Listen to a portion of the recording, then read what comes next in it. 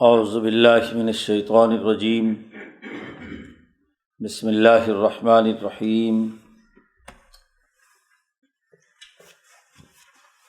اذا السماء انفطرت واذا الکواکب انتثرت واذا البحار فجرت واذا القبور بعثرت علمت نفس ما قدمت واخرت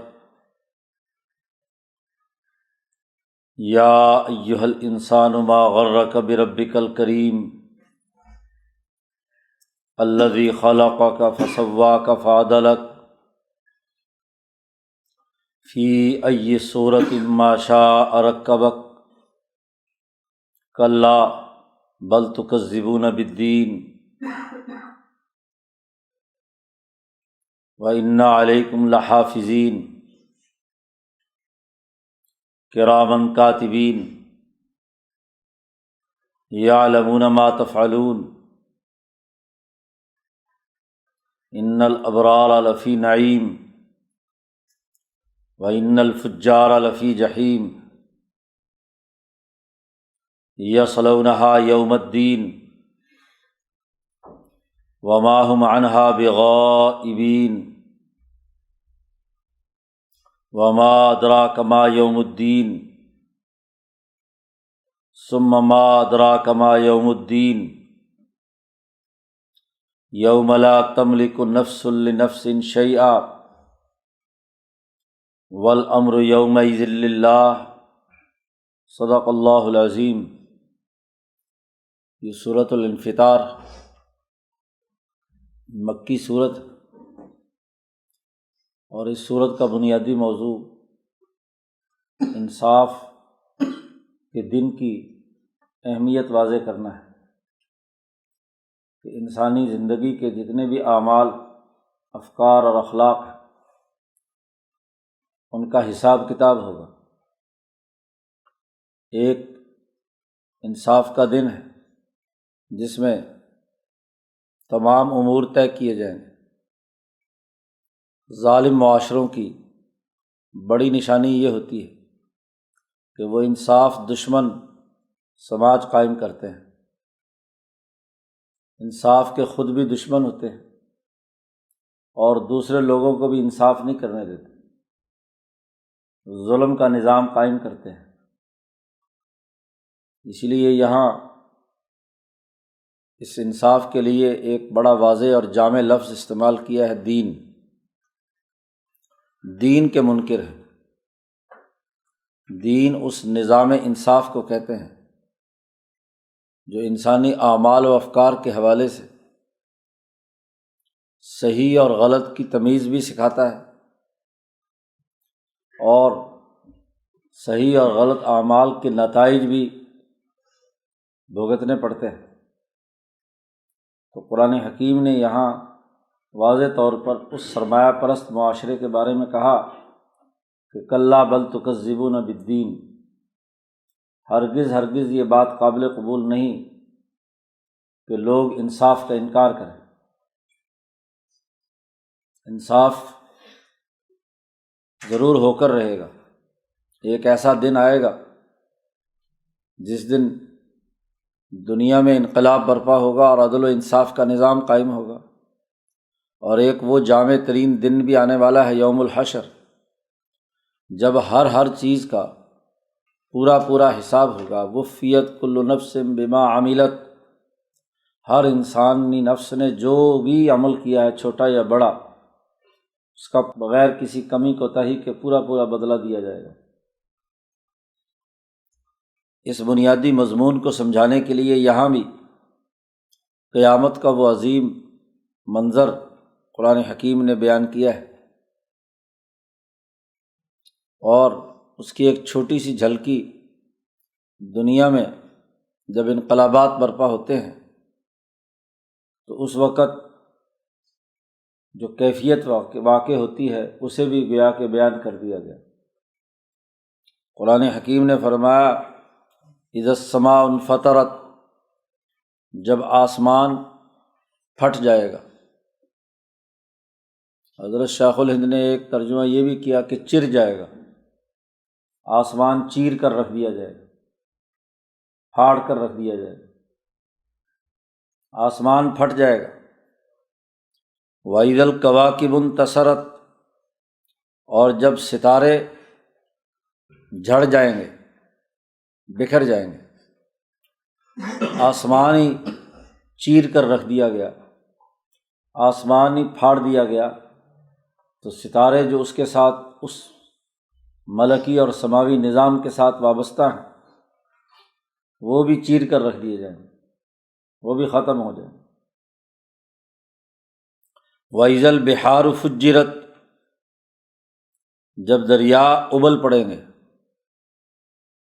آگ جلائی جائے گی جب ان کے نیچے، تو دریا پھوٹ پڑیں گے اور اس کے نتیجے میں گرم ہو کر باہر ابلتے رہیں گے۔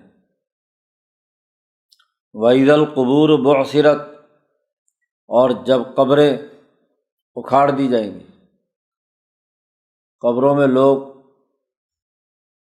سوئے ہوئے ہیں وہ اٹھ کھڑے ہوں گے، مٹی جھاڑتے ہوئے بھاگتے ہوئے حشر کے میدان میں اللہ تبارک و تعالیٰ نے ان کے لیے جو جگہ مقرر کی ہے وہاں پہنچ رہے ہوں۔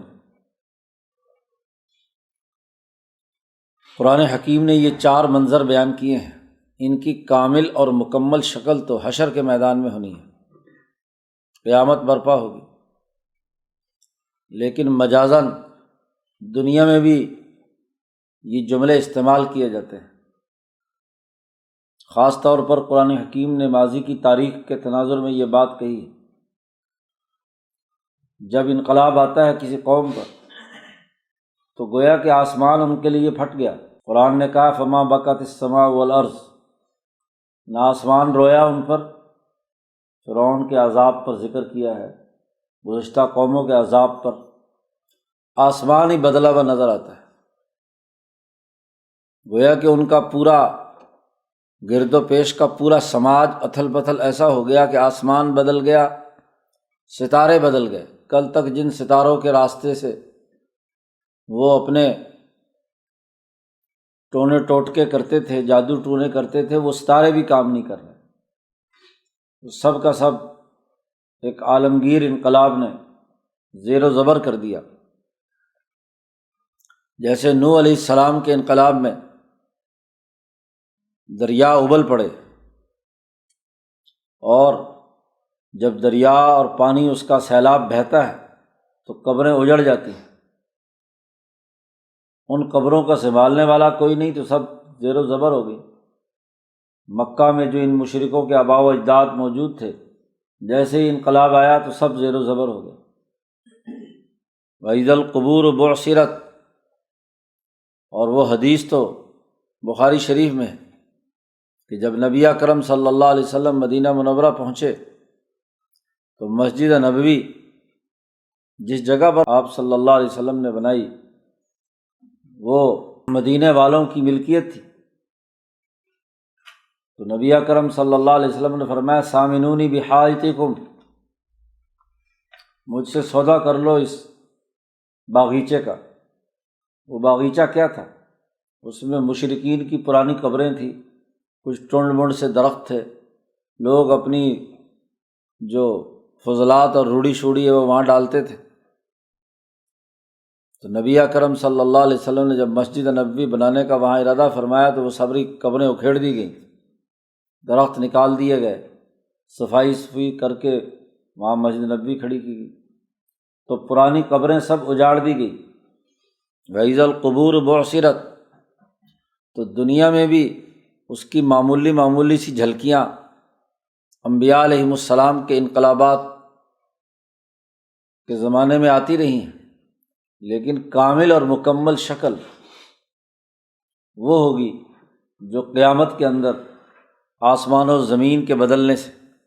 اس پورے منظرنامے کی قرآن حکیم نے کہا کہ اس حالت پر غور و فکر کرو، دیکھو، اور جب یہ سارا معاملہ ہوگا تو علمت نفس ما قدمت و اخرت، ہر انسانی نفس جان لے گا کہ اس نے آگے کیا بھیجا ہے اور پیچھے کیا چھوڑ کر آ گیا۔ جو کچھ اس کے کیے ہوئے اعمال ہیں اس کے نفس میں محفوظ، آگے کے لیے کیا بھیجا ہے، اور صرف دنیا کی لذتوں اور خواہشات کے پیچھے کیا کام کیے ہیں۔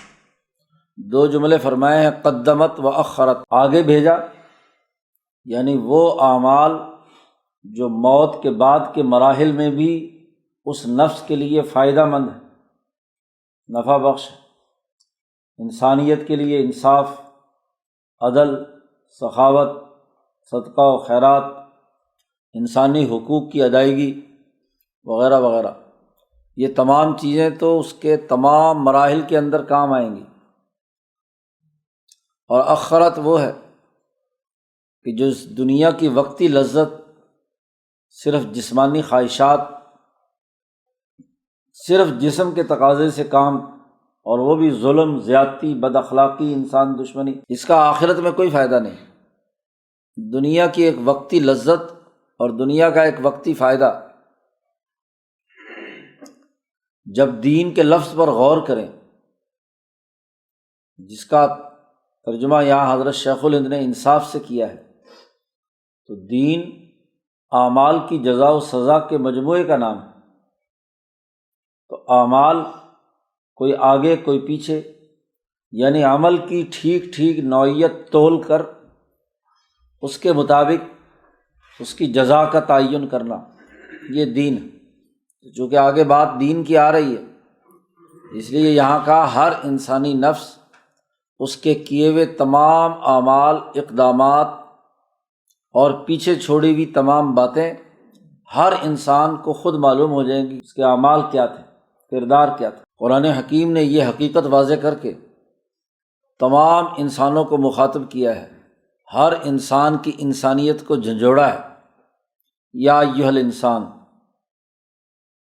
اے انسان، ما غرک بربک الکریم، تجھے اپنے رب کریم سے کس چیز نے دھوکے میں ڈال دیا؟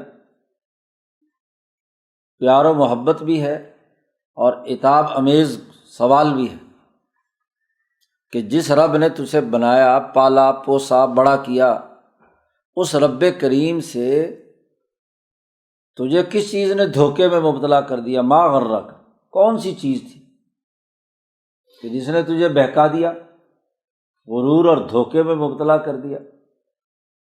اور وہ بھی رب جو تیرا بڑا معزز رب ہے، رب کریم ہے۔ کون رب؟ الذی خلقک، وہ تیرا رب جس نے تجھے پیدا کیا، تو کچھ بھی نہیں تھا، تجھے وجود بخشا، تیری تخلیق کی، فسواک، اور پھر پیدائش کے بعد تجھے بالکل درست اور سیدھا کیا۔ ماں کے پیٹ سے نکلا تھا تو بالکل مہین، کمزور سا، اور وہاں سے لے کر جوانی تک، بلوغ تک، سواک، تیرا تسویہ کیا، ہر عضو اپنی اپنی جگہ پر ٹھیک ٹھیک کام کر رہا ہے، آنکھیں، کان، ناک، جسم، تمام اعضاء، ان کو برابر کیا۔ اور پھر بلوغ کے بعد فعدلک، تیرے اندر اعتدال پیدا کیا، ہر چیز اپنی اپنی جگہ پر، ذمہ داری، عدل کو سمجھنے اور ظلم سے بچنے کی اہلیت اور صلاحیت تیری عقل و شعور کے مطابق تجھے دی، تعدیل پیدا کر دی۔ تو انسان اصل اپنی فطرت کے اعتبار سے تو اعتدال اور توازن پر پیدا ہوتا ہے۔ تو جب تجھے توازن اور اعتدال میں پیدا کیا تو انصاف دشمن کیسے ہو گیا؟ تو کیسے ظلم کرنے لگا؟ تیرے اپنے خمیر کے اندر تو اعتدال تھا، تیرے اندر تو تسویہ تھا، مساوات تھی، تیرے تمام اعضاء میں ایک دوسرے کے ساتھ برابری تھی، بالکل ٹھیک تھا۔ یہ بگاڑ کہاں سے آیا؟ تو اپنی انسانیت بھول گیا۔ اس لیے شروع آیت میں کہا یا ایھا الانسان، اے انسان، اپنی انسانیت پر غور کر۔ انسانیت کا بنیادی خمیر تو عدل پر استوار ہوا ہے، انصاف پر استوار ہوا ہے، اور تو اپنے رب کریم کو بھلا کر جس نے تیرے اندر عدل کا وصف پیدا کیا تھا، تیرے اندر ایک صلاحیت اور استعداد پیدا کی تھی، اور پھر یہی نہیں، فی ای صورت ما شاء رکبک، جس صورت پر بھی چاہا اس کے مطابق تیری حیات ترکیبیہ، تیری کیمسٹری بنائی، فی ای صورت ما شاء، جو چاہا، خود اللہ نے چاہا۔ ہر انسان کی ایک یونیک شکل و صورت، منفرد، نہ وہ باپ سے ملتا ہے، نہ اپنی اولاد سے ملتا ہے، نہ بھائی سے ملتا ہے، نہ ماں سے ملتا ہے مکمل طور پر۔ وہ اپنی ایک منفرد شخصیت کے ساتھ خاص صورت شخصیہ کے طور پر پیدا ہوا ہے، منفرد۔ جب ماں باپ بہن بھائیوں سے الگ شکل و صورت رکھتا ہے تو باقی لاکھوں کروڑوں انسانوں میں سے کس کے ساتھ اس کی مشابہت ہوگی؟ تو ہر ایک کو الگ الگ ایک مختلف خصوصی ایک صورت اور شکل اور اس کی منفرد جو حالت ہے وہ پیدا کی، رکبک، تیری ترکیب پیدا کی، تجھے مرکب کیا۔ اور اسی کے ساتھ ساتھ خود تیری جسم کی ساخت جن جن اجزاء سے بنی تھی ویسی ہی تیری شکل بنائی، اس سے کوئی الگ سے نہیں۔ تو جب اے انسان تیرے اندر ایک انسانیت رکھی، اعتدال پیدا کیا، بہترین سب سے خوبصورت ترین شکل پر تجھے پیدا کیا، تو پھر تجھے کیا ہو گیا کہ تو اپنے رب کریم سے دھوکے میں پڑا ہوا ہے، ادھر ادھر بہک کر اپنی انسانیت کا دشمن بنا ہوا ہے۔ قرآن حکیم نے پہلے دعوت دی، اور جو متکبر اور ظالم جن کے دماغوں پر ناانصافی چھائی ہوئی ہے، پھر ان کو للکارا، کلا، ہرگز ہرگز یہ بات قابل قبول نہیں ہے۔ اصل بات یہ ہے کہ بل تکذبون بالدین، تم تو دین کے منکر ہو، جھٹلاتے ہو، تم جھوٹ سمجھتے ہو انصاف کو۔ یہ جو رسول اللہ صلی اللہ علیہ وسلم کہتے ہیں کہ دین کا انقلاب اور انصاف کا نظام قائم ہوگا، دین الحق جو ہے اسے غالب کرنا ہے، لیظہرہ علی الدین کلہ، اس غلبہ دین کو جھٹلاتے ہو۔ اور آخرت میں انصاف ہوگا، نبی اکرم صلی اللہ علیہ وسلم نے فرمایا یوم الدین آنے والا ہے، اس کا تم انکار کرتے ہو۔ حالانکہ یہ کیسے ہو سکتا ہے کہ کوئی انسان انصاف کا انکار کرے؟ اس لیے انکار نہیں کر سکتے کہ انا علیکم لحافظین، بے شک تم پر ہم نے اپنے نگران بٹھائے ہوئے ہیں، تمہاری ہر چیز کی حفاظت کے لیے نگہبان تمہارے دونوں کندھوں پر منکر نکیر بیٹھے ہیں، کرامن کاتبین، وہ بہت عزت والے ہیں اور کاتبین ہیں، ہر چیز لکھ رہے ہیں، کتابت ریکارڈ کر رہے ہیں، لکھنا بھی ہے، دیکھنا بھی ہے، ویڈیو بھی ہے، آڈیو بھی ہے، تحریر بھی ہے، ہر چیز۔ اور جب دنیا کی کسی عدالت کے سامنے وہ ریکارڈ پیش کیا جائے گا تو ضرور انصاف کی بات آئے گی۔ اگر گواہ نہ ہو، ڈیٹا نہ ہو، معلومات نہ ہو، تو پھر تو کوئی کچھ بھی کہہ سکتا ہے کہ جی انصاف ہو یا نہ ہو۔ نا انصافی کرنے والے سب سے پہلے ڈیٹا اڑاتے ہیں، شہادتیں ضائع کرتے ہیں، گواہیاں ختم کرتے ہیں، نہ گواہی ہوگی، اور اگر گواہ ہو بھی تو اس کو مار دیتے، قتل کر دیتے۔ ظلم کے معاشروں میں سچی گواہی دینے والے کو راستے سے ہٹا دیتے ہیں، عدالت میں نہ گواہی ثابت ہوگی نہ عدالت کو سزا دے سکے گی۔ تو اللہ پاک نے کہا کہ نہیں، ایسی بات نہیں ہے، ہم نے ہر انسان پر حافظین، پورے حافظ، اور وہ عزت والے ہیں، کرامن، کوئی بری نگاہ سے ان فرشتوں کو نہیں دیکھ سکتا کہ نکل جاؤ، اٹھ جاؤ، بھاگ جاؤ۔ طاقت والے کاتبین، اور وہ ہر حال میں تمہاری ہر حرکت، ہر سکون، ہر بات، ہر عمل، زبان سے نکلنے والا جملہ وہ لکھ رہے ہیں۔ اچھا، لکھنے والے ویسے ہی سنی سنائی بات لکھ لیں، ایسا بھی نہیں ہے۔ یعلمون ما تفعلون، وہ اچھی طرح جانتے ہیں جو تم کر رہے ہو، خود براہ راست اپنی آنکھوں سے مشاہدہ کر کے ریکارڈ کر رہے ہیں، ایسی سنی سنائی گپ شپ نہیں لکھ رہے کہ اوٹ پٹانگ لکھ لیں، نہیں، یعلمون ما تفعلون، تو تم انصاف کے منکر ہو۔ یاد رکھو، ہر دین کے اندر دو طرح کے لوگ سامنے آتے ہیں، ایک ابرار اور ایک فجار، دونوں کا آگے تذکرہ کیا۔ ابرار بر سے ہے، نیکی، بارارا بارن، کسی نے ذمہ داری پوری کی اس کے لیے بار، ابرار جمع ہے۔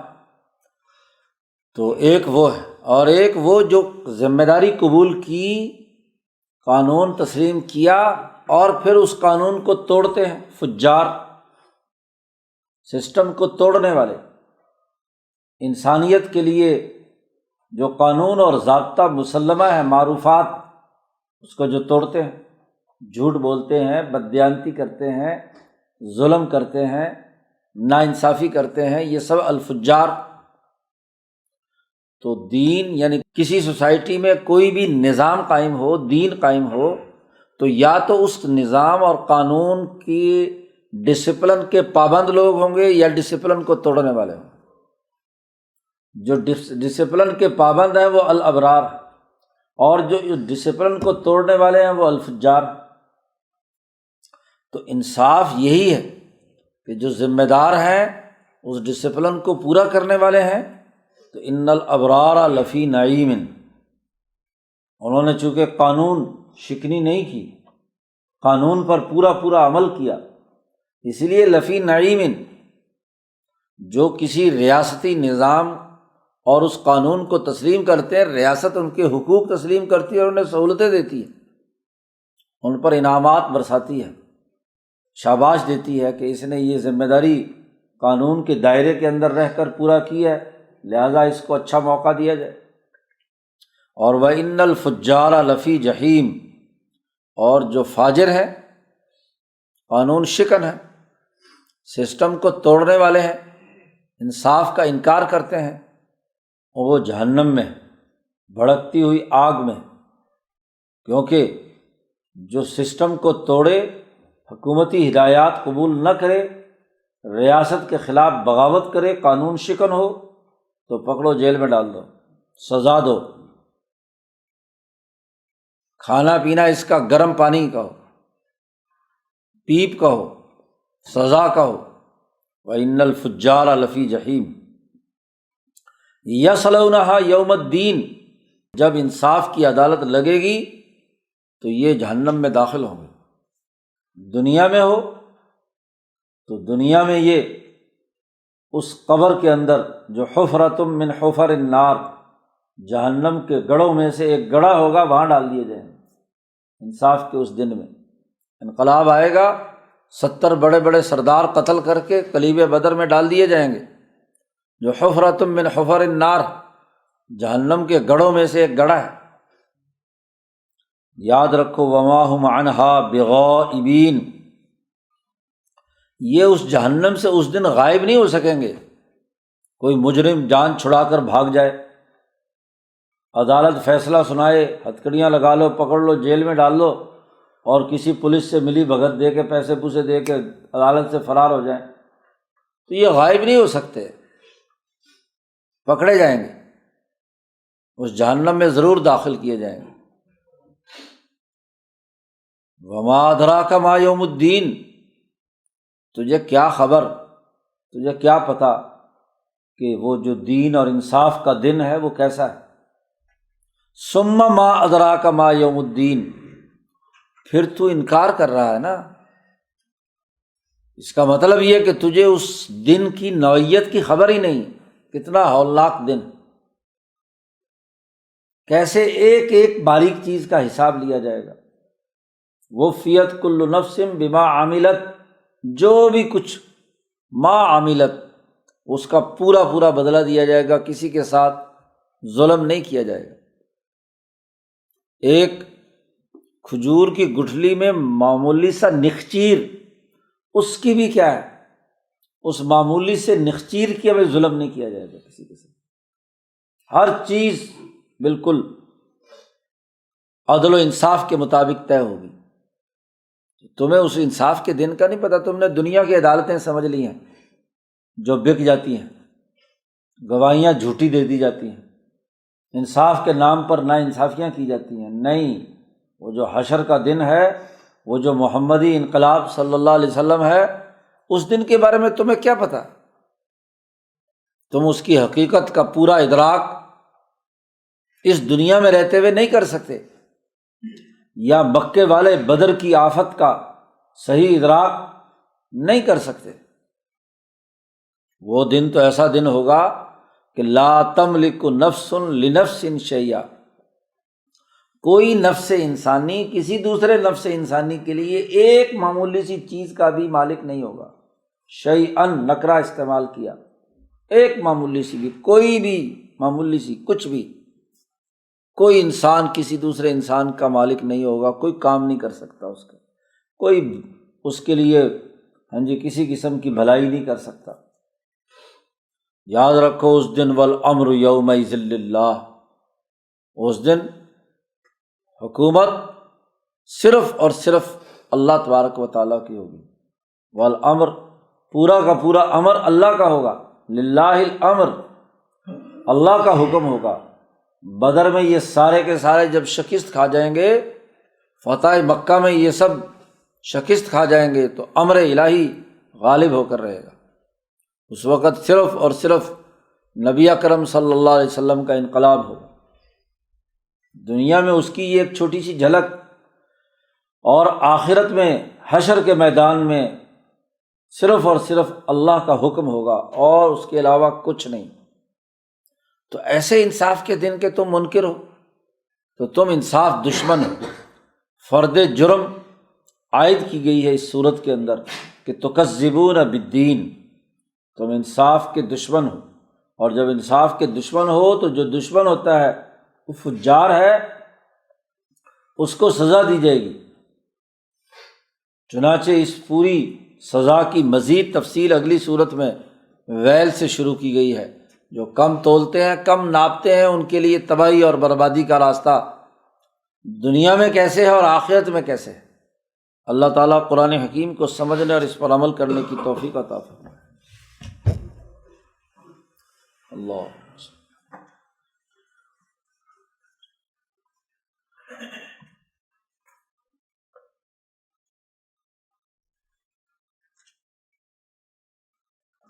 اجمعین۔